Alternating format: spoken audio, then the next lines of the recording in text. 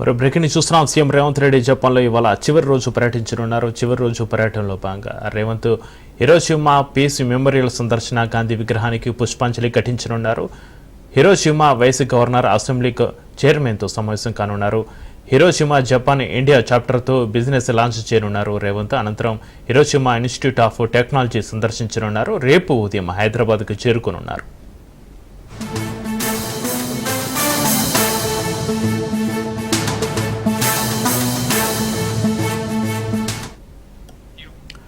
CM Revanth Reddy జపాన్లో ఇవాళ చివరి రోజు పర్యటించనున్నారు. చివరి రోజు పర్యటనలో భాగంగా రేవంత్ హిరోషిమా పీస్ మెమోరియల్ సందర్శన, గాంధీ విగ్రహానికి పుష్పాంజలి ఘటించనున్నారు.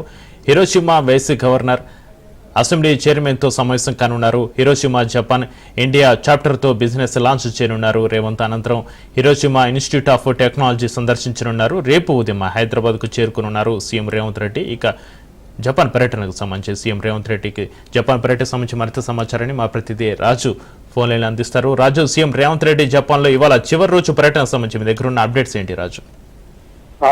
ఈ నెల 16వ తేదీ నుంచి సీఎం రేవంత్ రెడ్డి ఆధ్వర్యంలో తెలంగాణ ప్రతినిధుల బృందం జపాన్ పర్యటన కొనసాగుతా ఉంది. ఈ రోజు చివరి రోజు అక్కడ జపాన్ పర్యటనతో ఈ రోజుతో వాళ్ళ పర్యటన ముగియబోతా ఉంది. ఈ రోజు కీలకమైనటువంటి హిరోషిమా పీస్ మెమోరియల్ సందర్శనను, అక్కడ గాంధీ విగ్రహానికి పుష్పాంజలి కూడా ఘటించనున్నారు సీఎం రేవంత్ రెడ్డి. అదేవిధంగా హిరోషిమా వైస్ గవర్నర్ గా ఉన్నటువంటి మరియు అసెంబ్లీ చైర్మన్ తో అక్కడ ప్రత్యేకంగా సమావేశాలు నిర్వహించబోతా ఉన్నారు. హిరోషిమా జపాన్ ఇండియా చాప్టర్ తో బిజినెస్ లంచ్ మీట్ లో తెలంగాణ ప్రతినిధుల బృందం పాల్గొనబోతా ఉన్నారు.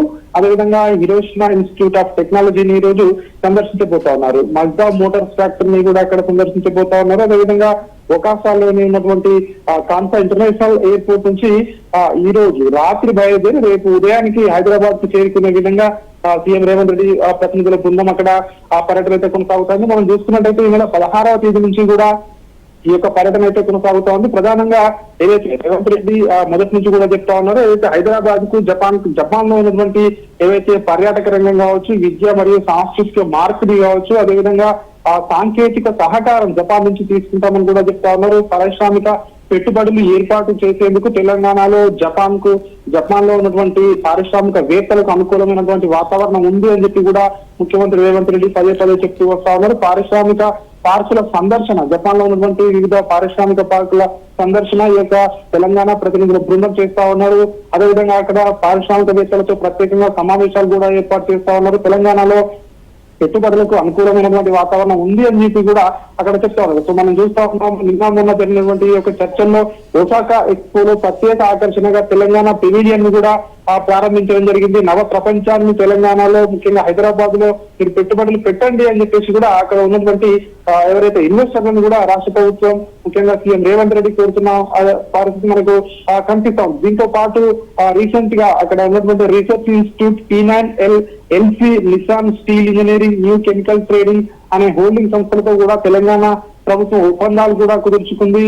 అదేవిధంగా ఏదైతే ఎకో టౌన్ ఏర్పాటుకు జపాన్ కు చెందిన ప్రముఖ సంస్థలతో ఒప్పందాన్ని కూడా ఇప్పటికే రాష్ట్ర ప్రభుత్వం కుదుర్చుకుంది. హైదరాబాద్ లో ఎకో టౌన్ ఏర్పాటు చేయాలనే లక్ష్యంతో ప్రభుత్వం అయితే ముందుకు కదులుతా ఉన్నట్టుగా కూడా మనకు తెలుస్తా ఉంది. మరోవైపు జపాన్ లో ఒకప్పుడు అత్యంత కాలుష్య నగరంగా ఉన్నటువంటి ఏదైతే నగరాలు ఉన్నాయో, సో ప్రస్తుతం అవన్నీ కూడా కాలుష్యం నుంచి ఏ విధంగా బయటపడ్డాయి, హైదరాబాద్ లో కూడా పొల్యూషన్ ఫ్రీగా ఏ విధంగా తీర్చిదిద్దాలనే దానిపై కూడా అక్కడ పర్యటనలో తెలంగాణ రైజింగ్ ప్రతినిధుల బృందం అక్కడ కితా క్యూషు మేయర్ ని కూడా కలిసి చర్చలు కూడా జరపడం జరిగింది. అదేవిధంగా ఇప్పటికే ఏదైతే తెలంగాణలో నైపుణ్యం ఉన్న నిపుణులను, జపాన్ లో అధిక డిమాండ్ ఉన్న రంగాల్లో ఉద్యోగ అవకాశాలు కల్పించే విధంగా కూడా ఆ ప్రభుత్వం యొక్క కీలక నిర్ణయాలు కూడా తీసుకోవడం జరిగింది. ముఖ్యంగా రెండు జపనీస్ సంస్థలతో టామ్కామ్ ఒప్పందాలు కూడా అక్కడ చేసుకోవడం జరిగింది. ఎందుకంటే ముఖ్యంగా ఇటు స్కిల్ డెవలప్మెంట్ తో పాటు ఉద్యోగ అవకాశాలపై ప్రధానంగా దృష్టి కేంద్రీకరించినట్టుగా కూడా రాష్ట్ర ప్రభుత్వం చెప్తా ఉంది.